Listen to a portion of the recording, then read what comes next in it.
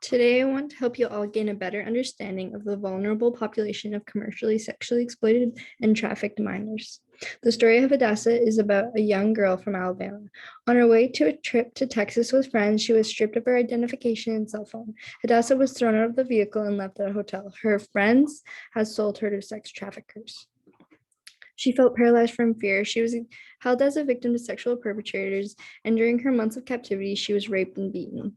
After her extensive therapy, she came out and stated that nobody wakes up and says, "I want to sell my body." Child sex trafficking is defined as involuntary, deceitful, or forced commercial sex acts where the person provoked to execute the act is under 18 years old. This steals children of their innocence and childhood. It causes deep trauma that is oftentimes irreversible and interferes with a child's development psychologically and emotionally. Trafficking a person involves atrocious corruption, and it radically abuses one's human rights.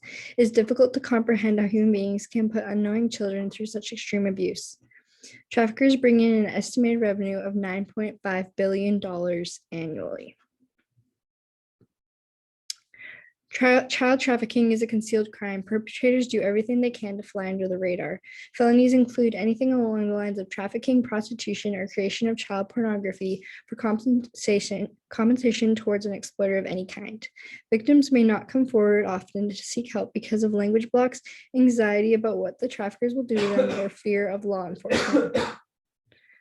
Girls and boys under the age of 18 are included in this population in the United States and in Utah. Girls make up the majority of this population and are targeted much more frequently than boys. However, it is important to know that it affects any gender to some degree. The proportion of boy and girl victims of sexual exploitation has changed over the years. In 2015, almost all girl victims of trafficking were victims of sexual exploitation, and almost 50% of boy victims.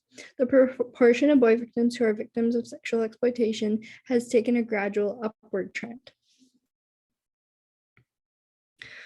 Globally, an estimated 1 to 1.2 million children are commercially sexually exploited every year. Although it is difficult to get exact numbers due to the traffickers hiding their victims from authority, the U.S. Department of Justice estimated that approximately 51% of active human trafficking cases in the United States involve only children. The projected total of trafficked children being abused, raped, and forced into prostitution is near 5.5 million. The population can be found in various communities across Utah, the United States, and the world. It is assumed that thousands of victims pass through the state of Utah. The highest rates of sex trafficking among minors occur in California, Florida, Texas, New York, and Ohio. Through a 2-year review of all suspected human trafficking incidents across the country, 40% of sex trafficking victims were identified as Black women. Black girls are also more likely to experience poverty than their racial counterparts, and traffickers admitted that they believed trafficking the Black women would land them less jail time. This population is vulnerable because they're experiencing a form of modern-day slavery. They're being exploited, coerced, and threatened, stripped of their identity, and forced into sexual acts that are traumatic for anyone, and especially juveniles. Specific physical health risks they're vulnerable to are STIs, pregnancy, difficulty sleeping, physical injuries such as malnutrition, skin problems, gastrointestinal problems, tuberculosis, and many results from physical trauma to the body in various ways. Commercial sex exploitation can happen to any minor, but their vulnerability to these risks is increased when the following are present: homelessness, substance use, poverty, foster care, when they're in the juvenile justice system, when they have refugee or immigrant status, when they're a member of LGBTQ+, when they're a survivor of domestic violence, or having a history of various forms of abuse and neglect. These are easier targets for the traffickers.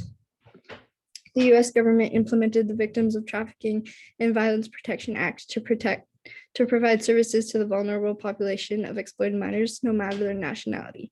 They are eligible for Medicaid, education opportunities, and housing subsidies. The minors can also receive benefits from the government, in addition to community and religious organizations that provide services to them.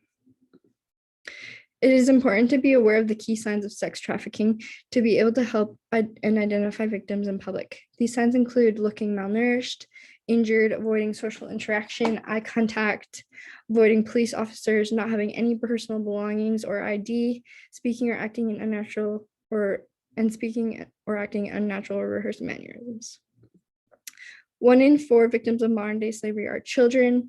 Why is this? They're more vulnerable, so they lack that support, resources, and knowledge.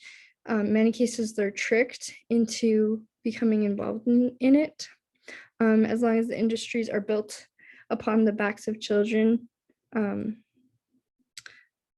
they'll continue to be financially supported because they will continue to be trafficked because they are naive and easily influenced.